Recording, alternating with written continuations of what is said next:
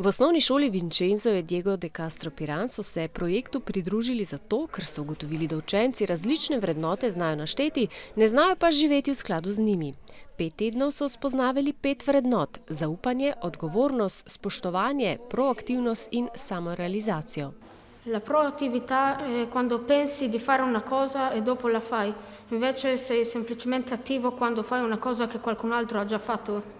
Vrednota, ki sem najbolje razumel, je bila odgovornost, zato ker zdaj bolj pazim na stvari, na svoje obljube in še posebej pa na svoje dejanja.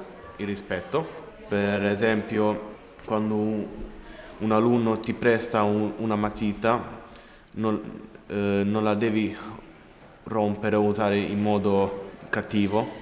V 5 sklopih delavnic so se o vrednotah učili ob igri, gibanju, pogovoru in umetniškem ustvarjanju. O teh vrednotah niso vedeli vnaprej, ampak so jih tekom dejavnosti najprej spoznali, ugotavljali, o kateri vrednoti je govora, in potem skozi svoje ideje v konkretnih situacijah prikazali.